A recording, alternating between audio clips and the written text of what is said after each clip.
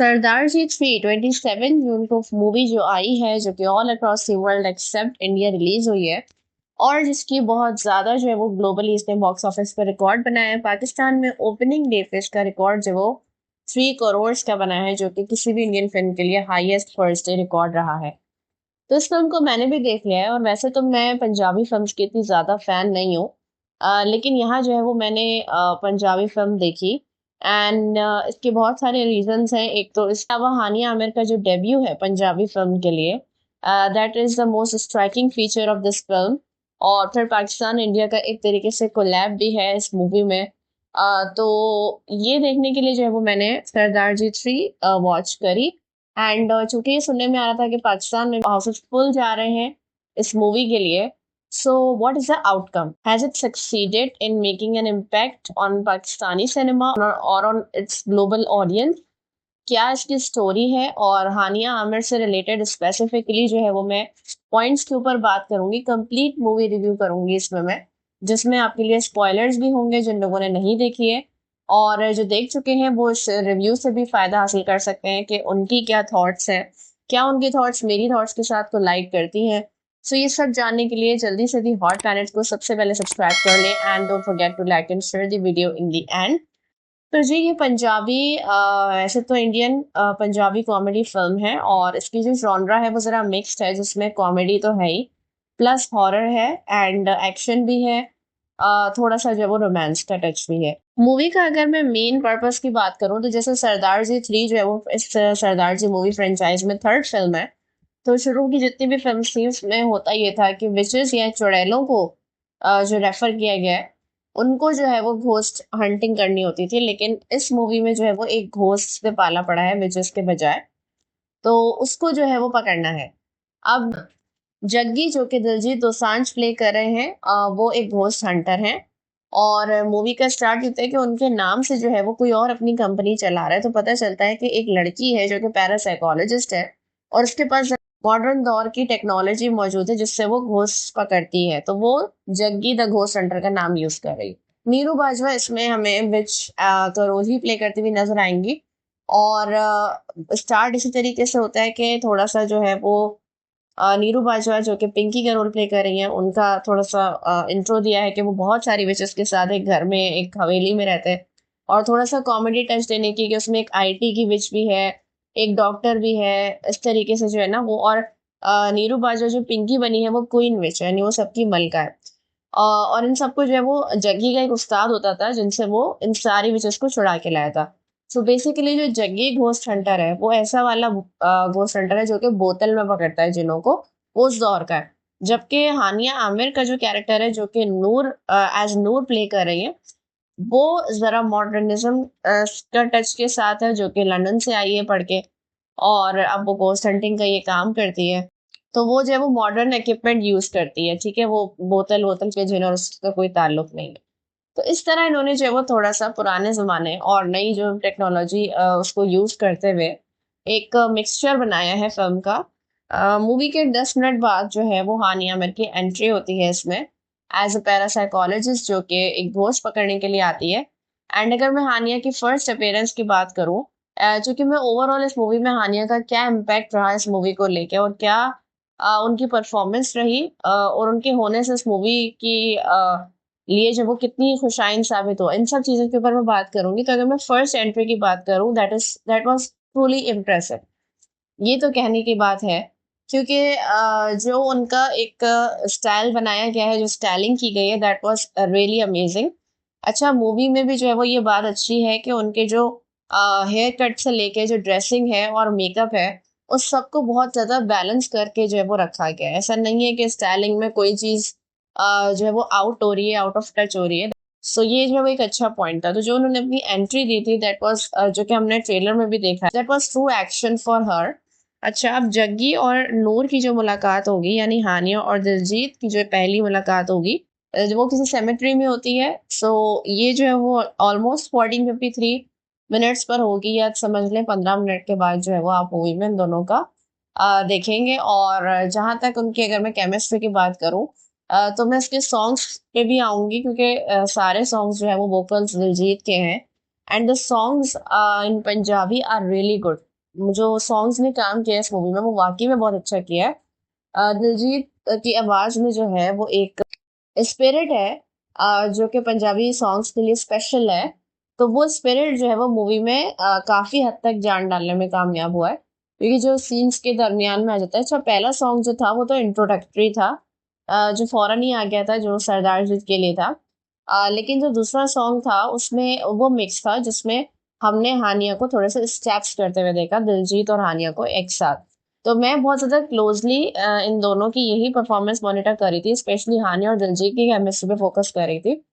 तो उसमें जो है वो हानिया के कुछ स्टेप्स थे, and she perform it really well. Steps को बहुत कॉन्फिडेंटली किया। एक जो बात जो उनकी सबसे अच्छी थी मूवी में हानिया आमिर की परफॉर्मेंस से ज्यादा, दैट वाज हर कॉन्फिडेंस, जिसकी वजह से जो है वो अगर कोई मिस्टेक्स भी थी तो वो हाइड हो रही थी, इतनी प्रोमिनेंट नहीं हो रही थी, क्योंकि उनका जो कॉन्फिडेंस था ना वो लेवल बहुत हाई था। और दिलजीत का तो आपको पता ही है कि उनकी एक स्पेसिफिक एनर्जी है, ऑल्दो कोई नई बात नहीं है उस एनर्जी में, लेकिन वो स्पेसिफिक एनर्जी है जिसकी वजह से वो मूवी का इनका एक सिग्नेचर स्टाइल है। तो दूसरा सॉन्ग ये था। तीसरा सॉन्ग जो था सोनी लगदी, वो स्पेसिफिकली दिलजीत और हानिया के ऊपर फिल्माया गया है, and that is my favourite song from this movie. And that is a really beautiful song in Diljit voice, क्योंकि ये एक रोमांटिक टच का सॉन्ग था, जो कि दिलजीत दोसांझ की जो वोकल स्टाइल है उससे थोड़ा सा हटके लगता है मुझे। ज्यादातर जो है वो उनके गानों में स्पिरिट्स, एनर्जी, पंजाबी एक एक्शन एनर्जी का जिक्र होता है, लेकिन जो रोमांटिक साइड है उसमें सोनी लगदी is my favourite song, and it is a really beautiful song. और इसमें हानिया आमिर की जो ओवरऑल मूवी की स्टाइलिंग थी उससे बिल्कुल हटके जो है वो इनकी स्टाइलिंग इस गाने में है। बिल्कुल एक देसी पंजाबी लुक, पंजाबी तो नहीं कहेंगे, लेकिन आप कल्चरल साइड कह सकते हैं, कि जो आपकी देसी कल्चर है उसको रिप्रेजेंट करने के लिए, क्योंकि वो ज्यादातर जो उनकी स्टाइलिंग है वो वही ब्रिटिश और उसके हिसाब से उन्होंने की थी, एक मॉडर्निज्म के हिसाब से, लेकिन जो एक अपना कल्चर और देसी एक टच होता है वो इस गाने में नजर आएगा। वाइब्रेंट कलर्स में, ऑरेंज एंड ब्लैक साड़ीज, और बिल्कुल एक ऐसा मेकअप था जो कि बिलीवेबल था, with her hair style that was totally perfectly romantic song. जो लैंडस्केप्स थे वो बहुत ब्यूटीफुल थे जिसमें वो सॉन्ग की शूटिंग हो रही है। सो ये भी जो है वो उन्होंने कोई ऐसा कोई खास स्टेप नहीं किया, बस जो है वो फोकस ही थे फेसेस के ऊपर, लेकिन वो बहुत अच्छा सॉन्ग था। दैट वाज द, क्योंकि वो आया भी इस पॉइंट पे था जब उन दोनों की केमिस्ट्री जो वो बन रही थी।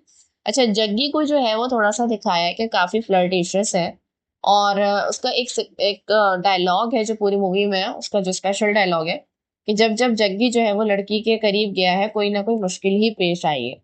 तो उसकी आदत है कि वो खुद ही जो है वो फ्लर्ट करता है, कभी विचेस के साथ, अब जो है वो उसमें नूर की एंट्री हुई है तो अब वो उसके साथ भी है। लेकिन ऐसा नहीं है कि जग्गी और नूर को लेके जो है वो कोई बहुत ही कोई रोमांटिक रिलेशनशिप को इसमें लेके आगे बढ़े, ऐसा नहीं है। थोड़ी देर में मूवी में इन दोनों की लड़ाई भी हो जाएगी, और आखिर तक जो है वो कोई ऐसी रोमांटिक चीज क्रिएट नहीं होगी। I think that is a big flaw, क्योंकि आप जिस चीज को लेके और इग्नाइट करने की कोशिश कर रहे थे, तब उसको आपने ऐसे ही बीच में जलता हुआ कहीं छोड़ दिया जो खुद ही बुझ गया, और हमें पता भी नहीं चला। सो मूवी की अगर स्टोरी की मैं बात करूं, जो बेसिक स्टोरी है, घोस्ट हंटर का नाम इस्तेमाल कर रही है नूर, फिर उसकी मुलाकात हो जाएगी जग्गी से। दोनों मिलके जो वो घोस्ट हंटिंग का काम करेंगे, लेकिन अब हो जाती है उनकी लड़ाई, क्योंकि जग्गी जो है वो अपनी विचेस का ज्यादा ख्याल रख रहा होता है, उनके लिए ड्रेसेस और वो चीजें ले रहा होता है। तो वो नाराज होकर नूर चली जाती है। अच्छा, अब उसके बाद वो कहती है कि हम जग्गी का नाम यूज नहीं करेंगे और हम अपनी कंपनी बनाएंगे, अपनी असिस्टेंट से कहती है। लेकिन उसी वक्त जब उसे लंदन से कॉल आती है कि एक 100,000 पाउंड की डील है एक घोस्ट को भगाना है, तो वो फौरन एग्री हो जाती है कि अब जग्गी के नाम पे एक लास्ट मिशन कर लेते हैं। इसके लिए वो लंदन चली आती है। वहां जाके पता चलता है कि का एक बंदा है के, जिसको एक होटल बनाना है एक कासल में, लेकिन एक घोस्ट है जो उसको ये काम करने नहीं दे रहा। तो इस वजह से उस घोस्ट को भगाना है।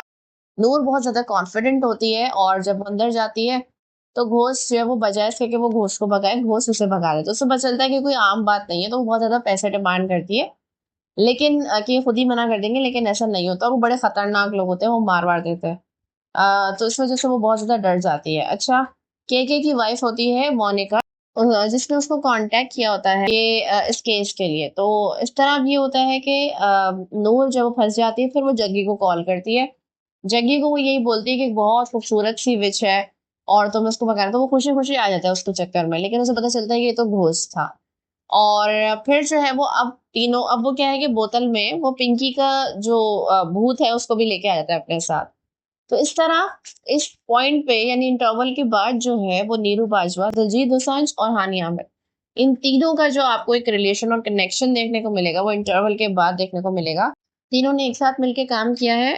तो हानिया आमिर की इसलिए भी तारीफ बनती है कि दो स्टार्स के साथ अक्रॉस द बॉर्डर काम करना, और फिर दिलजीत जैसे एक बहुत बड़े स्टार के साथ जो है वो आपने पहली दफा अपनी पंजाबी फिल्म का डेब्यू दिया है। But Hania has got an advantage over her looks, जो कि उनको बहुत ज्यादा सपोर्ट करती है। I am not telling this in a negative way, मगर ये एडवांटेज जो है वो काफी सारे लोगों को होता है। सो उनकी बात आ जाती है फिर परफॉर्मेंस के ऊपर। तो अगर परफॉर्मेंस की बात की जाए, so Hania Aamir is lacking in Punjabi accent. वैसे तो उनका पंजाबी स्पीकिंग फ्लो है वो तो बहुत अच्छा है मूवी में, उसमें उनकी कमी नहीं है, कॉन्फिडेंस में कोई कमी नहीं है। और जो एक्सप्रेशंस है वो तो हम सबको पता है हमेशा से कि हानिया के एक्सप्रेशंस ही होते हैं, एक्टिंग हो ना हो ड्रामास में भी, लेकिन एक्सप्रेशंस उनके जो है वो डिलीवर हो जाते हैं। एक्स्ट्रा इमोशनल या एक्स्ट्रा चुलबुली ये सब चीजें जब उनको अच्छे से करनी आती है। तो एक्सप्रेशन और एक्टिंग उसकी कमी नहीं थी, लेकिन थोड़ा सा जो है वो पंजाबी एक्सेंट अगर हो जाता, क्योंकि पंजाबी फिल्म है। बहरहाल थोड़ा सा इन्होंने इसीलिए ये टच दिया, और शायद कि वो ब्रिटिश गर्ल है, सो उसका इतना ज्यादा पंजाबी एक्सेंट का होना इतना प्रॉब्लमैटिक ना होना प्रॉब्लमैटिक तो नहीं है। लेकिन जो है वो थोड़ा सा अगर कैरेक्टर में ये बात होती तो एक अच्छा टच आ सकता था। अदरवाइज स्टोरी जो है वो आगे बढ़ती है तो बहुत ज्यादा इंटरवल के बाद, पता नहीं क्यों मुझे ऐसा लगता है जितनी भी ये मूवीज होती हैं हिंदी मूवीज, उनमें स्टोरी जो है वो फर्स्ट हाफ के बाद क्यों डाउनफॉल हो जाता है उसका, क्यों क्रैक कर जाती है। स्टार्ट से जो है वो एक चीज लेके जो उठी होती है उसको लेते लेते एक इंटरेस्ट डेवलप हो जाता है, ऑल दो डेवलप हो जाता है इंटरेस्ट कि हाँ भाई मजा आ रहा है, देखेंगे आगे क्या होता है। बट बीच में से जो है वो ऐसा नहीं होता कि हैंगिंग बाय थ्रेड, ऐसे बहुत से पार्ट्स होते हैं जो कि आप थ्रेड से ही लटकता छोड़ के आगे बढ़ जाते हैं, और उनका क्या हुआ आपको बिल्कुल भी पता नहीं चलेगा। तो मूवी भी इसी तरीके से आगे बढ़ गई, और शुरू में बेसिकली अगर बात की जाए तो नीरू बाजवा जो है वो इसमें साइड कैरेक्टर है। मेन कैरेक्टर जो फीमेल प्रोटेगोनिस्ट है वो हानिया आमिर ही है इस मूवी में। That is a huge milestone for her age being a Pakistani actress and being filmed in a major role as a female protagonist with an Indian star। और नीरू जो है वो उनके साथ जो भी परफॉर्मेंस दे रही है, अच्छा उनका भी परफॉर्मेंस एलिमेंट्स बिल्कुल हैं and she is performing well. लेकिन क्या है कि उनके कैरेक्टर में जब वो मीनिंगलेस कैरेक्टर है मेरे ख्याल में, तो मुझे उनके कैरेक्टर की कोई मीनिंग और डेप्थ नजर नहीं आई। just she's being a witch, she is being jealous, and all the time she is wandering here and there। बस इसके अलावा और कोई काम नहीं है। सबसे ज्यादा मुझे हंसी तब आई जब वो लास्ट का सीन होता है, जब उसमें लड़ाई चल रही होती है घोस्ट के साथ, तो उस विच की कोई तो पावर दिखाओ, जब घोस्ट की आपने पावर दिखाई है कि वो इतना पावरफुल है, और ये जितनी भी सोल्स हैं जो डिपार्ट कर चुकी हैं और अब विचेस और घोस्ट की सूरत में मौजूद है, ऑब्वियसली इनकी कोई ना कोई पावर्स होती है जो आम ह्यूमन बींग की नहीं होती। तो उसमें आपने उस विच की क्वीन विच, वो क्वीन विच है, उसके आपने कोई पावर ही नहीं दिखाई। उसको घोस्ट जब वो गर्दन से पकड़ के उठा रहा है तो वो उठ रही है, वो ना रेजिस्ट कर सकती है, वो उससे ना बच सकती है, ना वो कोई अपनी कोई एक स्पेसिफिक पावर तो दिखाए तो उसका रोल एक मीनिंगफुल हो कि हाँ भाई पिंकी का रोल जो है वो ये कर सकता है। But disappointingly there is no meaning for her role at all। So she's just babbling, yelling and getting jealous and etc, that is all her role।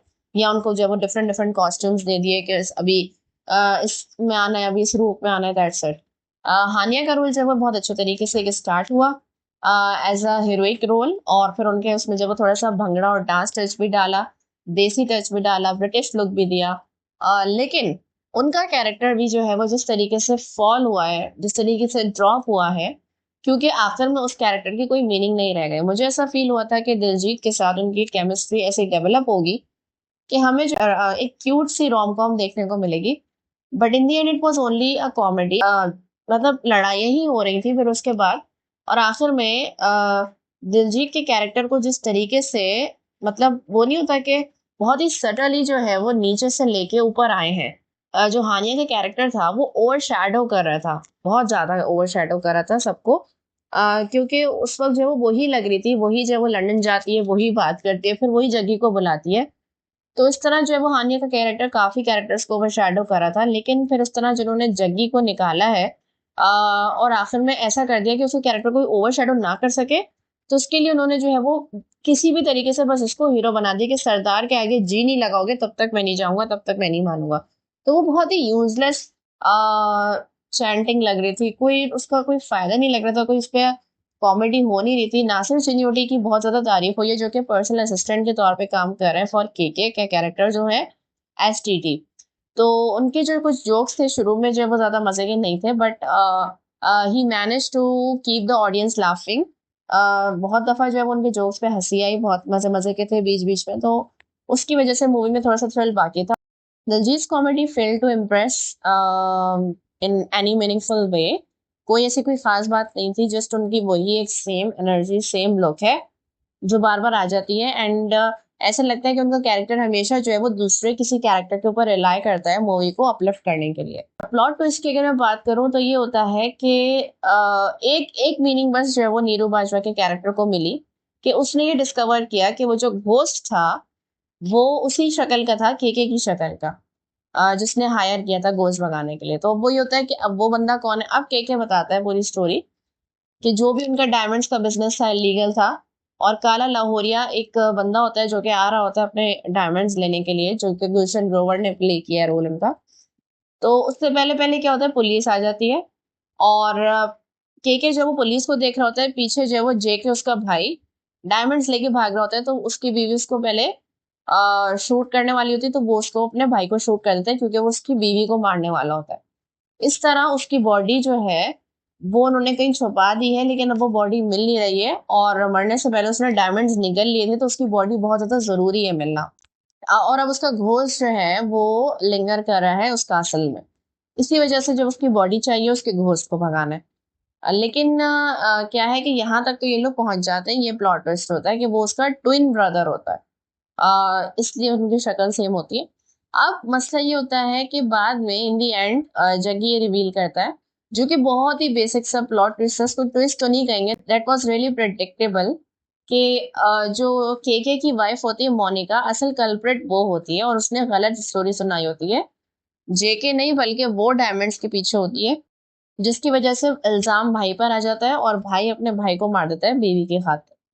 तो ये बहुत ही ज्यादा कोई प्रेडिक्टेबल था, और आखिर में के जब अपने हाथ से मोनिका को मार देता है, और यूजलेस, अब क्या यूज रह जाता है कि के और जेके को दिखा रहे हैं कि जेके की जो सोल है वो के की बॉडी में घुस जाती है, और फिर वो जग्गी के पीछे पड़ जाती है। तो भाई आपका काम तो हो गया ना, जो आपका कल्प्रिट था वो खत्म हो गया, डायमंड्स आपको मिल गए, कारण लाहौरिया का काम भी आई थिंक से तमाम हो गया। सो अब क्या रह गया है, तो वो नहीं, सरदार के साथ जब तक जी नहीं लगाओगे मैं नहीं जाऊंगा। सो दैट वाज सो लेम। कोई स्टोरी में ऐसी कोई डेप्थ और वो नहीं थी, और ये ऐसी कोई मजेदार कहानी नहीं थी कि जिसके लिए आप बोलें कि हाँ भाई हमारा टाइम वसूल हो गया। सो अब बात कर रहे थे, ये सारे प्लॉट ट्विस्ट और ये चीजें तो हो गई साइड पे। स्टोरी इम्पैक्ट क्रिएट कर सकी, नो, स्टोरी जो है वो कोई इम्पैक्ट क्रिएट नहीं कर पाई है। हानिया की जो अपेरेंस और प्रेजेंस है उसने बिल्कुल जो है वो एक स्क्रीन पे एक अपनी प्रेजेंस उन्होंने क्रिएट की, उनके रिफ्रेशिंग लुक्स, दिलजीत के सॉन्ग्स ने, मैं कहूंगी कि बिल्कुल जो है वो मूवी में जान डाली है हानिया के लुक्स ने, but only in the start. उनकी अपेरेंसेस, उनकी एक्टिंग एंड स्टाइल, जो लोग वैसे ही उनके बारे में पसंद करते हैं, दैट वाज ऑल। और नीरू बाजवा की जो कैरेक्टर है that was a side line. So जितना उनको करना था वो उन्होंने किया, वो उस लिहाज से ठीक था। बाकी जो कैरेक्टर्स थे और स्टोरी थी that was somehow very haphazard and not very appealing. बाकी लैंडस्केप्स अच्छे थे, सॉन्ग्स की पिक्चराइजेशन अच्छी थी, कुछ स्टेप्स अच्छे थे। सो ये सारी बातें थी इस मूवी को लेकर जिसको अमर हुंडल ने डायरेक्ट किया है। तो अब आपकी बारी है बताना कि आप जो है वो ये मूवी अपने अपने सिनेमास, अपने करीबी सिनेमास में देखकर आए हैं, और अगर आपने नहीं देखी है तो इस रिव्यू से आपको क्या लगता है, should you give it a watch और not? So share your thoughts in comments below and stay tuned with the hot planet.